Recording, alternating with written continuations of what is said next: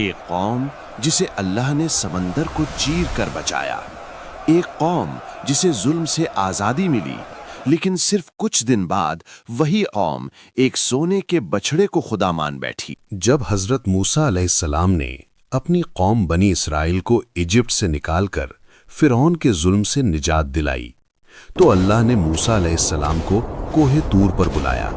موسیٰ علیہ السلام نے جانے سے پہلے اپنے بھائی حضرت ہارون علیہ السلام کو کہا، تم میری قوم کا خیال رکھنا اور انہیں سیدھے راستے پر رکھنا۔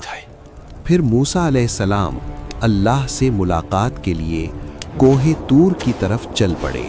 اسی دوران ایک شخص تھا، سامری۔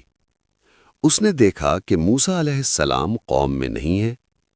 اس نے لوگوں سے کہا، اپنے سونے کے زیور یہاں جمع کرو۔ سامری نے ان زیورات کو پگھلا کر ایک سونے کا بچھڑا بنا دیا۔ پھر اس نے اس بچھڑے کو اس طرح بنایا کہ جب ہوا گزرتی تو اس میں سے آواز نکلتی تھی۔ لوگ حیران ہو گئے۔ سامری نے کہا، یہی تمہارا خدا ہے اور موسیٰ کا بھی خدا۔ یہ سن کر کچھ لوگ اس بچھڑے کی پوجا کرنے لگے۔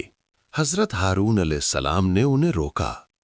لوگوں، تمہیں آزمایا جا رہا ہے، تمہارا رب صرف اللہ ہے، لیکن افسوس بہت سے لوگ ان کی بات نہ مانیں۔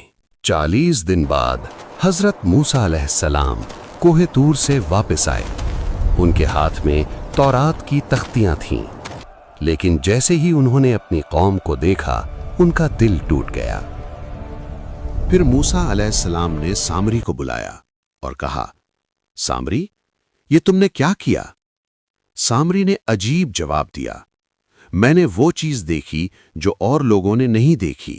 قرآن صرف اتنا بتاتا ہے کہ سامری نے وہ دیکھا جو دوسروں نے نہیں دیکھا، اور ایک مٹھی لی۔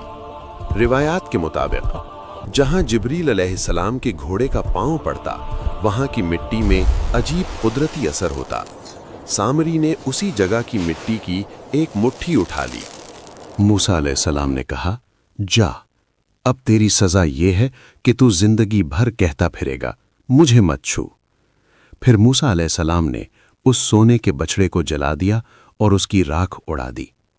یہ واقعہ ہمیں سکھاتا ہے، ایمان کبھی کبھی بہت بڑے امتحان سے گزرتا ہے، اور حقیقت یہ ہے، سچا خدا صرف اللہ ہے۔ ایک قوم جسے اللہ نے سمندر کو چیر کر بچایا، ایک قوم جسے ظلم سے آزادی ملی، لیکن صرف کچھ دن